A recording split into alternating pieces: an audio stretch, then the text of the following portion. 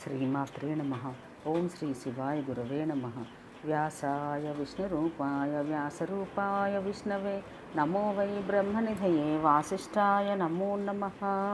అరుణాం కరుణాతరంగితాక్షీం ధృతపాశాంకుశపుష్పబాణచాపాం అనిమాదిభిరావృతాం మయూఖైరహమిచ్చేవ విభావయే భవానీం. వినా బాణపాతైర్వినా ముష్టిఘాతైః వినా శూలఖండైః వినా శక్తిదండైరిపున్ హంతమేవాసి శక్తా వినోదాత్ తథాపీహ లోకోపకారాయ లీలా. కారణం లేకుండా కార్యోత్పత్తి జరగదనేది శాశ్వత సత్యం. అనుమానాది ప్రమాణాలతో మేమంతా తర్కించుకుంటూ ఉంటాం. ఈ విశ్వానికి నువ్వే కర్తవని, బ్రహ్మ విష్ణు మహేశ్వరుల సృష్టిస్థితి లయకర్తలని పురాణాలు చెబుతున్నా ఆ ముగ్గురిలో యుగాదిలో సృష్టించినది నువ్వే కనుక చరాచర జగన్మాతవు నువ్వే. ఆ త్రిమూర్తులు అలనాడు నిన్ను ఆరాధిస్తే సంతోషించి ముగ్గురికి 3 శక్తులు ప్రసాదించావు. ఆ శక్తులు నీ రూపాలే. వాటి సాయంతోనే ఈ ముగ్గురు తమ విధులను నిర్వహించగలుగుతున్నారు. మహాయతీశ్వరులమని చెప్పుకుంటూ లోకుల చేత పాదపూజలు అందుకుంటున్న వారు నిజంగా నిన్ను ఉపాసించకపోతే వారు యతులు కాదు, వట్టి మందమతులు. నువ్వు విశ్వజననివి, పరావిద్యవు, సకల వాంఛాప్రదవు, ముక్తిప్రదవు, విబుధ వందిత పాదార విందవు. తే కిం నా మందమతయో యతయో విమూఢాః త్వాం ఏన విశ్వజననీం సముపాశ్రయంతి. విద్యాం పరాం సకలకామ ఫలప్రదాం తాం ముక్తిప్రదాం విబుధ బృంద సువందితాంఘ్రీం. హరిహరాదులే నిన్ను సేవిస్తున్నారు, దేవదానవులు నిన్ను అర్చిస్తున్నారు. అటువంటి నీ దివ్య చరణారవిందాలను ధ్యానించని అల్పబుద్ధులను ఏమనాలి? విధివంచితులంటే వీరుగాక వీరెవరు? నీ అంశావతారమైన లక్ష్మీదేవి పాద పంకజాలకు శ్రీ మహావిష్ణువు స్వయంగా పారాణిదిద్దుతూ ఉంటాడు. త్రినేత్రుడైన శంకరుడు పార్వతీ పాదాంబుజ పరాగరేణువులను శిరసావహిస్తాడు. అటువంటిది నీ పాదాలను భజించని మానవ మాత్రుడు గురించి ఏమి చెప్పమంటావు? విరాగులై సంసారాలను విడిచిపెట్టి తపస్సులు చేపట్టిన మునీశ్వరులు సైతం నీ పాదపద్మాలను ఆరాధిస్తున్నారు. జలధిజా పద పంకజ రంజనం జతిరసేన కరోతి హరిస్వయం త్రినయనోపి ధరాధరాజాంఘ్రి పంకజ పరాగ నిషేవన తత్పర. జగన్మాత, ఒకటి మాత్రం ఖాయం, సంసార కూప పతితులై నిన్ను అర్చించని వారు నిజంగా పతితులు. వారికి రోగాలు రుష్టులు తప్ప సుఖాలు ఉండవు. ఈ జన్మలో కట్టెలు అమ్ముకుంటూనో గడ్డి గాదం అమ్ముకుంటూనో మహాదరిద్రం అనుభవిస్తున్న వారంతటా కిందటి జన్మలో జగన్మాతను అర్చించని వారని నిర్ధారణగా చెప్పవచ్చు. ఏ కాష్ట భారవాహనే యవసావహారే కార్యే భవంతి నిపుణ ధనధారహీన జానీ మహేల్పమతిర్భవ దంఘ్రిసేన పూర్వే భవే జననితైర్నకృత కదాపి. జనమేజయ, సకల దేవతలు సామూహిక దీక్షగా ఇలా స్తుతిస్తే కరుణామయ హృదయం కరగకుండా ఉంటుందా? రూపయవ్వన సంపన్నగా ప్రత్యక్షమైంది. దివ్య సుందర వస్త్రాలు ధరించింది, దివ్య సుందర భూషణాలు అలంకరించుకుంది, దివ్య సుందర మాలికలు ముడుచుకుంది, దివ్య చందన చర్చ జరుపుకుంది. జగన్మోహన లావణ్యంతో సర్వలక్షణ లక్షిత రూపవైభవంతో ఆ అద్వితీయ స్వరూపిణి దేవతలకు దర్శనం అనుగ్రహించింది. గంగానదిలో స్నానానికని హిమగిరి గహ్వరం నుంచి వెలువడి వచ్చింది. వచ్చి ఆ విశ్వమోహన జగన్మోహిని తన మేఘ గంభీర కంఠధ్వనితో కోకిలలా దేవతలను పలకరించింది. దివ్యాంబరధరా దేవి దివ్యభూషణ భూషిత దివ్యమాలి సమాయుక్త దివ్యచందన చర్చిత జగన్మోహన లావణ్య సర్వలక్షణ లక్షిత అద్వితీయ స్వరూప సా దేవానాం దర్శనం గత. జాహ్నవ్యాం స్నాత్ కామాసా నిర్గత గిరిగహ్వరాత్ దివ్య రూపధరా దేవి విశ్వమోహన మోహిని. భో భో దేవతా, ఏమిటి ఇంతగా స్తుతిస్తున్నారు? మళ్ళీ ఏమి ప్రమాదం వచ్చింది? అందరూ చింతావిష్టులై కనబడుతున్నారు. కారణం ఏమిటి? నేనేమి చేయాలి చెప్పండి. ఆ దివ్యరూప సౌందర్యానికి సమ్మోహితులైన దేవతలు ఆ పలకరింపుతో తీరుకున్నారు. ఓ విశ్వేసి, కరుణరాశి, కాపాడు తల్లి, కాపాడు. రాక్షసులు పెట్టే బాధలు పడలేక నిన్ను శరణు వేడుతున్నాం. పూర్వం ఒకప్పుడు నువ్వు మహిషాసురుని సంహరించి మాకు ఒక వరం ఇచ్చావు. మహాపదలు చుట్టుముట్టినప్పుడు నన్ను స్మరించండి, వెంటనే వచ్చి రక్షిస్తాను అన్నావు.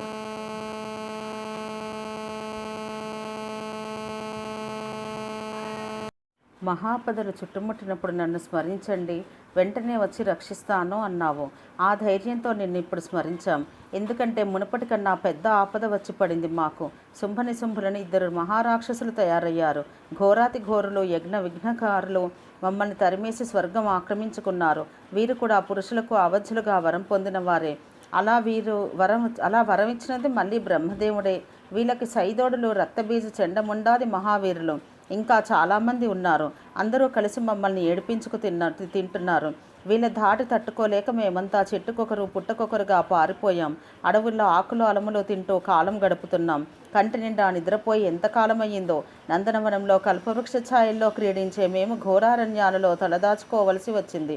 రత్నఖచిత సువర్ణ దివ్య హర్మ్యాలలో నివసించిన మేము చీకటి గుయ్యారాల వంటి కొండగుహలలో బితుకు బితుకుమంటూ కాలం వెళ్ళమారుస్తున్నాము. అమ్మా, మా బాధలు ఎన్నని చెప్పుకోము, ఎంతని చెప్పుకోము. అన్నీ ఎరిగిన దానవు, మాకు నువ్వు తప్ప మరొక దిక్కులేదు. కాస్తంత ఉపకారం చేసి పెట్టు. మేమంతా నీ పాదదాసులం, సేవకులం. మాకే కాదు, ఈ జగత్తులో దుఃఖార్తులకందరికీ నువ్వే కదా శరణ్యం. మరోసారి ముల్లోకాలను రక్షించవలసిన అవసరం ఏర్పడింది. ఇది నీ సృష్టి, ఇది నీ బిడ్డ.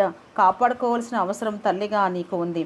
జగత్పీడకులు, లోకకంటకులు అయిన ఆ దానవులను సంహరించి మా ప్రాణాలను నిలబెట్టు తల్లి. కౌశికి కాళికల ఆవిర్భావం. దేవతల దీనాలాపాలను, అభ్యర్థులను ఆలకించిన జగదంబిక అభయం ఇచ్చింది. దానవ సంహారం చేస్తాను, మిమ్మల్ని రక్షిస్తాను అంది. అంటూనే ఆ హిమగిరి తన శరీరం నుంచి మరొక స్త్రీమూర్తిని ఆవిర్భవింపజేసింది. ఆ అంబికను కౌశికి అని ముల్లోకాలో కీర్తించాయి. కౌశికి ఆవిర్భావం అయ్యాక పార్వతీదేవి గౌరి పసుపు రంగు తన శరీరం రంగును మార్చింది. నల్లని కాటుక రంగులోకి మారిపోయింది. కాళికాని సకల దేవతలు స్తుతించారు.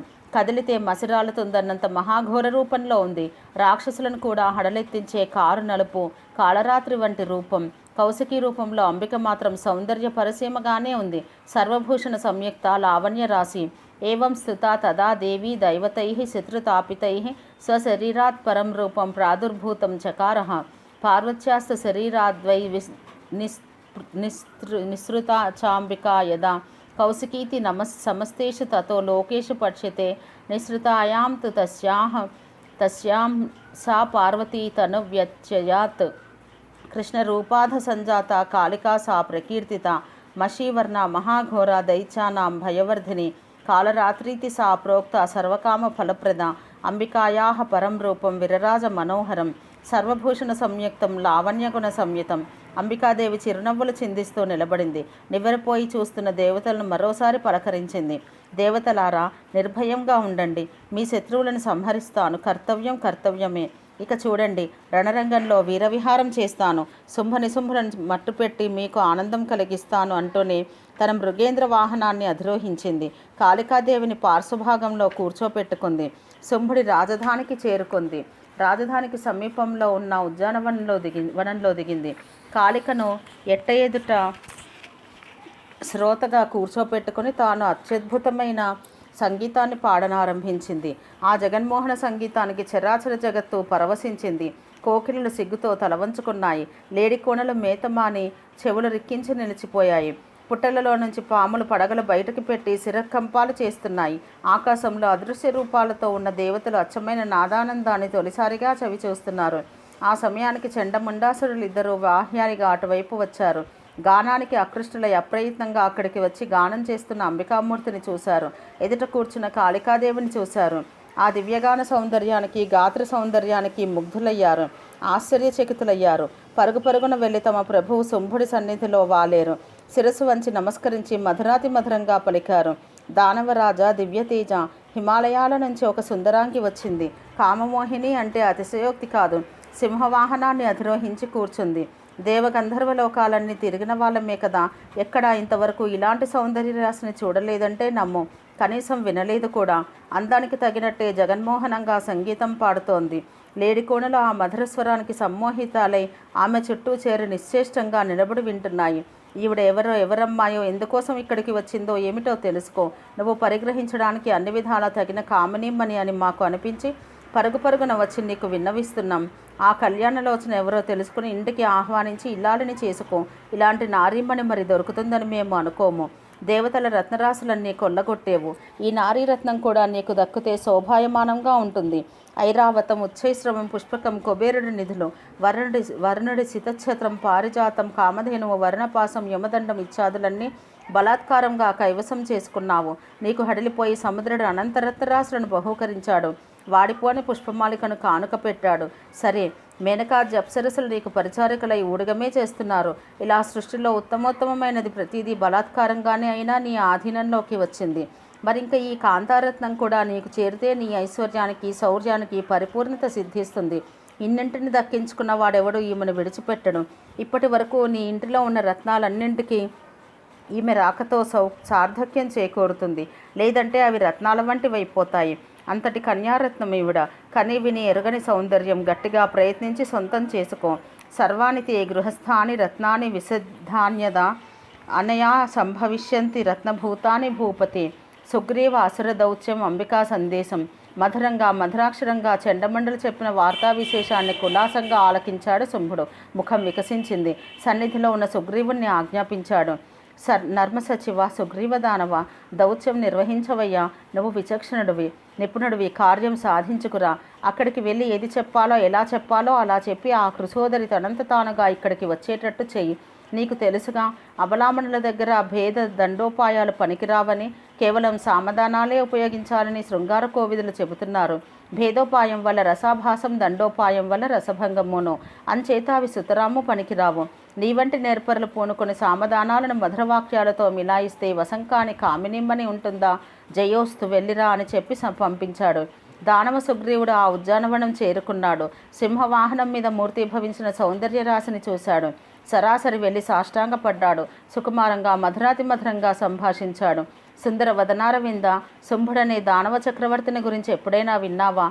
సర్వాంగ సుందరుడు, ముల్లోకాలకు అధిపతి, ఇంద్రాది దిక్పాలకులందరినీ జయించిన సూర్యుడు వీరుడును.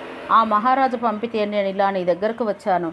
నీ రూప సౌందర్యం గురించి ఆ మహాత్ముడు ఇప్పుడే విన్నాడు. విన్నప్పటి నుంచి మనసంతా నీకే అర్పించి మదనపడిపోతున్నాడు.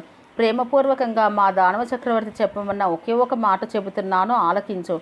నీకు సాష్టాంగపడి మరీ చెబుతున్నాడు సుమా, గ్రహించుకో. సుందరి, నేను త్రిలోకాధిపతిని. యజ్ఞభాగాలను నేనే స్వీకరిస్తున్నాను. స్వర్గలోక సారాన్నంతటినీ ఇక్కడ ఈ పాతాళంలో కూర్చునే హరించాను. రత్నవిహీనను చేసేనాను.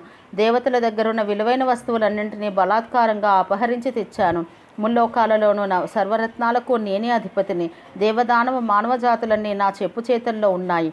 ఇంతటి మహావీరున్నైనా నీ సౌందర్యాది గుణాలను విని ఆకర్షితుడనై నీకు దాసుని అయ్యాను. ఏమి చెయ్యమంటావు చెప్పు.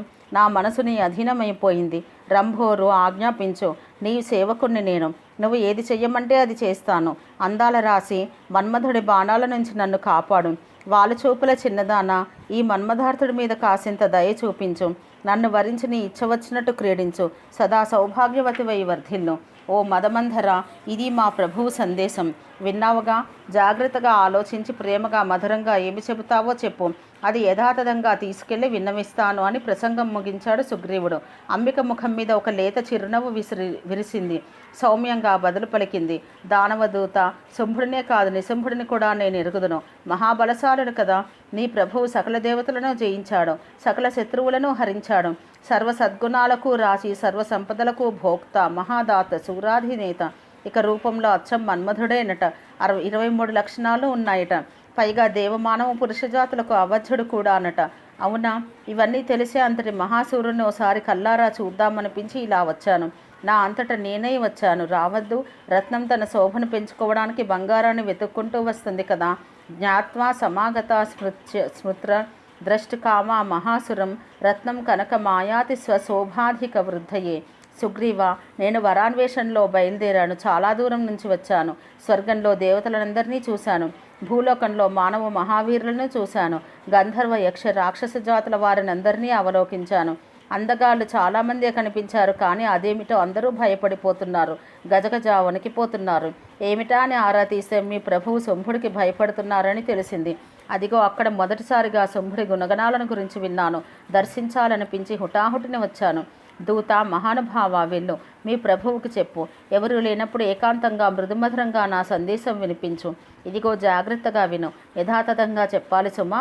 వీరతా గుణ సమారంభ శుంభ. బలవంతులలోకెల్లా బలవంతుడివని, సుందరులలోకెల్లా సుందరుడివని విన్నాను. దాతవని, సకలదేవ విజేతవని తెలుసుకున్నాను. సర్వవిద్యాపారగుడవని, సకల సద్గుణ విశారదుడవని గ్రహించాను. ఉన్నత వంశంలో జన్మించావని, దక్షతతో రాజ్యం నిర్మించావని ఆలకించాను. రత్నరాశులను స్వాధీనపరుచుకుని భోగభాగ్యాలను అపారంగా అనుభవిస్తున్నావని పరికించాను. అందుకే కోరి నీ నగరానికి వచ్చాను. నేను వరుని వెతుక్కుంటున్నాను. ఇంతకాలానికి యోగ్యుడవు దొరికావు. నేనే నీకు తగిన దానను. ఇది నిజం. కాకపోతే నాకో చిన్న నియమం ఉంది. ఇక్కడి దాకా వచ్చి చెప్పకపోవడమేమి, చెప్పేస్తున్నాను. చిన్నప్పుడు బాల్య చాపల్యం కొద్దీ నేను ఒక ప్రతిజ్ఞ చేశాను. చెలికత్తలందరూ నన్ను, నా బలాన్ని ప్రశంసిస్తుంటే ఉబలాట ఉండబట్టలేక రహస్యంగా ప్రతిజ్ఞ చేశాను. ఏమిటంటే అది, నాతో బలపరాక్రమాల్లో సాటి వచ్చేవాడే రణరంగంలో నన్ను జయించిన వాడినే నేను పెళ్లాడతాను అని. ఆడపిల్లను కదా, అదొక చాపల్యం. ఈ ప్రతిజ్ఞకు నా చెలికత్తెలంతా పరిహసించారు, ఆట పట్టించారు. దానితో నాకు పట్టుదల పెరిగి ప్రతిజ్ఞకు మరింతగా కట్టుబడిపోయాను. వరాన్వేషంలో ఆ దేశము ఈ దేశము తిరుగుతూ ఇక్కడికి వచ్చాను. నువ్వు మహావీరుడివి, మహాసూరుడివి, మహాబలశాలివి. నా బలమంటావా? ఇదిగో ఈ పాటిది. తెలుసుకునే ఉంటావు. అంచేత ఇలా వచ్చి స్వబలంతో నన్ను జయించి నా కోరిక తీర్చు. నువ్వు ఒక్కడివి వచ్చినా సరే, తమ్ముడు నిశంభుడితో కలిసి వచ్చినా సరే, సమరంలో జయించి సుందరా నన్ను వివాహం చేసుకో. అంబికా సందేశాన్ని ఆలకించిన సుగ్రీవుడు ఆశ్చర్యపోయాడు. ఎంత తెలివి తక్కువ దానివి అన్నట్టు ఒక నవ్వు నవ్వాడు. అమ్మాయి, ఏమి మాట్లాడుతున్నావో తెలిసే మాట్లాడుతున్నావా? ఏమిటి ఈ సాహసం? ఆడదానివి అనిపించుకున్నావు. ఇంద్రాది దేవతలను ఓడించిన చంద్రశాసనుడితో నీకు సమరమా? తలపడతావా? అతన్ని జయించగలిగిన వాడు ఈ ముల్లోకాలలోనే లేడు. ఇక నువ్వా? సుందరి, బలాబలాలు తెలుసుకోకుండా ఇలా ఎవరు పడితే వారితో కయ్యానికి కాలు దువ్వకూడదు. సమరాలు గిమరాలు నీకెందుకు? కానీ మా ప్రభువు ఏదో నీ మీద మనసు పడ్డాడు. అంగీకరించి వివాహం చేసుకో, సుఖపడు. మూర్ఖంగా పంతాలకి పోవద్దు. నా మాట విను. శంభుణ్ణి వరించు లేదా నిశంభుణ్ణి వరించు. శృంగారం సర్వప్రాణికోటికి ఆనందదాయకమే. అందుకే నీలాంటి అందగత్తెలకు, యువతులకు ఇంకాను. ఇప్పుడు నువ్వు నా వెంట రాకపోతే మా ప్రభువుకి కోపం వస్తుంది. సేవకులను పంపించి నిన్ను బలాత్కారంగా తీసుకుపోతాడు. జుట్టు పట్టుకొని లాక్కుపోతారు. అసలే రాక్షసులు శంభుడి సన్నిధిలో పడేస్తారు. అదెంత అవమానమో ఆలోచించు. సిగ్గుని కాపాడుకో. తన్వంగి సాహసాలు చెయ్యకు. గౌరవంగా అడిగాడు, గౌరవంగా పద. గౌరవం దక్కించుకో. యుద్ధం ఎక్కడా? రతి సౌఖ్యం ఎక్కడా? సారాసార వివేకం ఉండవద్దు. నువ్వు ఎంతో అదృష్టం చేసుకున్నావు కనుక ఇలాంటి సువర్ణావకాశం లభించింది. శుభప్రదంగా ఉంటుంది. నా మాట విని శంభున్నో నిశంభున్నో వివాహం చేసుకో. దూత, నువ్వు చెబుతున్నదంతా వాస్తవమే, అంగీకరిస్తున్నాను. శుంభ నిశంభులు మహాసూరులని, మహాక్రూరులని బాగా ఎరుగుదును. కానీ ఏం చెయ్యను? చిన్నప్పటి నా ప్రతిజ్ఞ తీరాలి కదా. లేకపోతే చెలికత్తెలలో నాకు నగుబాటు కాదు, అవమానం కాదు, సిగ్గుచేటు కాదు. అంచేత శుంభుడు కానీ నిశంభుడు కానీ ఎవడు బలవత్తరుడైతే వాడే నా భర్త. రమ్మను, నన్ను జయించమను, పాణిగ్రహణం చెయ్యమను. నేనేదో ఆ దేశము ఈ దేశము పర్యటిస్తూ యథాలాపంగా ఇలా వచ్చాను. ఒంటరి దాన్ని, పైగా అబలను. వీరధర్మం ఒకసారి గుర్తు చేసుకుని నాకు యుద్ధం అనుగ్రహించమని మీ ప్రభువుకు విన్నవించు. నా చేతిలో శూలం ఉంది. అది చూసి భయపడేటైతే పాతాళంలోనే ఉండిపోమను. మరింక బయటికి రావద్దను. స్వర్గాన్ని, భూలోకాన్ని వదులుకోమను. సుగ్రీవా, నేను ఏమైపోతానో అనే బెంగ నీకెందుకు? కానీ నువ్వు వెంటనే వెళ్ళి నేను చెప్పింది చెప్పినట్టు చెప్పు మీ ప్రభువుకి. అతడే ఆలోచించుకుంటాడు. ఏది యుక్తమనిపిస్తే అది చేస్తాడు. ఉన్నది ఉన్నట్టుగా చెప్పడమే కదా దూతగా నీ ధర్మం. అది చెయ్యి చాలు. మిగతా విషయాలు నీకు అనవసరం. వెళ్ళి త్వరగా వెళ్ళు. సుగ్రీవుడు మరింక నోరు మెదపలేదు. హుటాహుటిని శంభుడిని చేరుకున్నాడు. సాష్టాంగపడి లేచాడు. ఎలా చెబితే ఏమి కోపం వస్తుందో అని సంశయిస్తూ ఉపోద్ఘాతంతో ప్రారంభించాడు. మహాప్రభు, సత్యము ప్రియకరము అయిన మాట చెప్పాలని పెద్దలంటారు.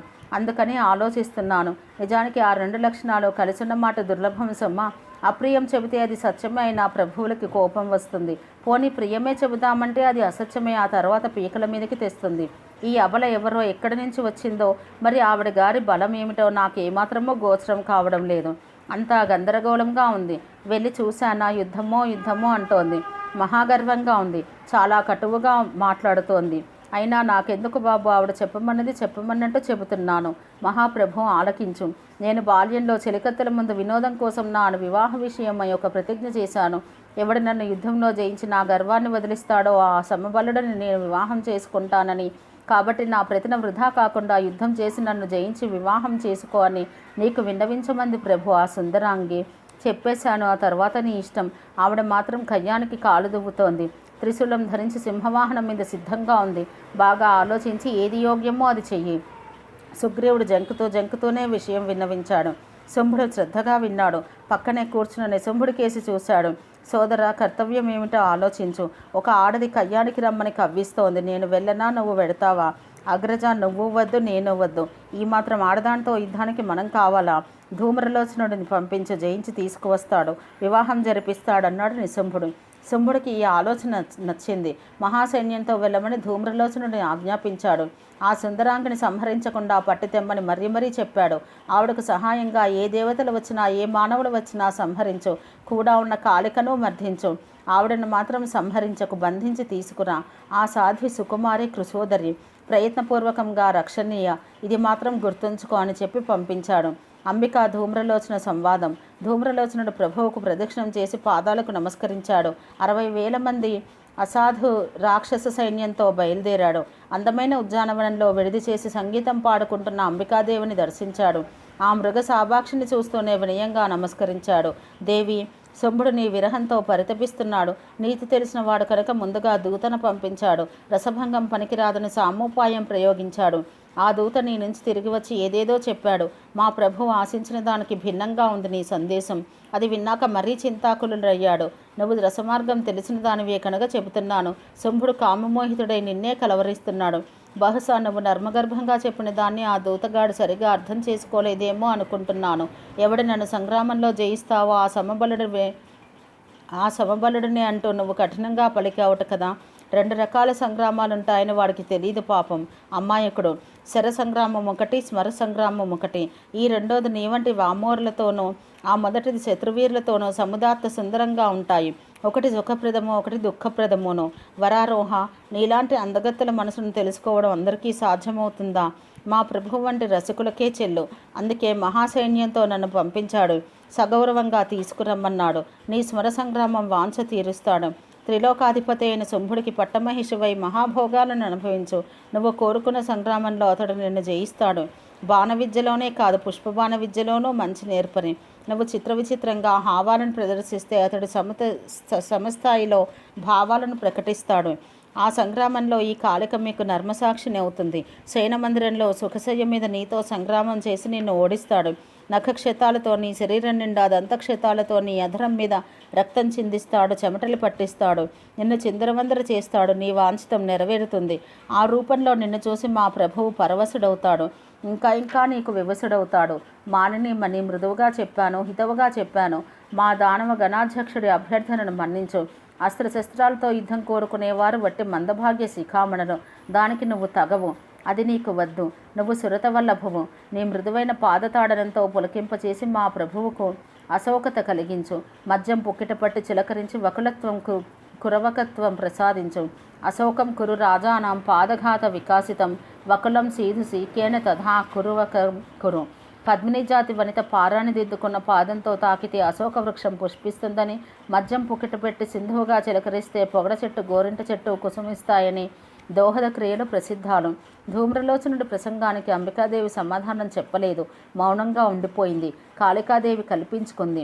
ఘాటుగా బదులు పలికింది. జాల్ముడా, విదూషకుడిలా నటుడిలా మాట్లాడుతున్నావు. మధురంగా మాట్లాడుతూ వృధా మనోరథాలు నెమరువేస్తున్నావు.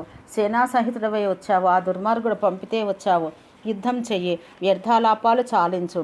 శరాఘాతాలతో శుంభనిశుంభులను సంహరించి ఇంకా నీలాంటి నీచులందరినీ మట్టుపెట్టి అంబికాదేవి తన నిలయానికి తిరిగి వెళ్తుంది. ఈ జగన్మోహినితో మీ మందమతికి వివాహమా? సింహకి ఎంత కామార్తె అయితే మాత్రం నక్కను వరిస్తుందా? ఆడయ్యనకు గాడిదను కోరుతుందా? ధూర్తుడా, వెళ్ళు.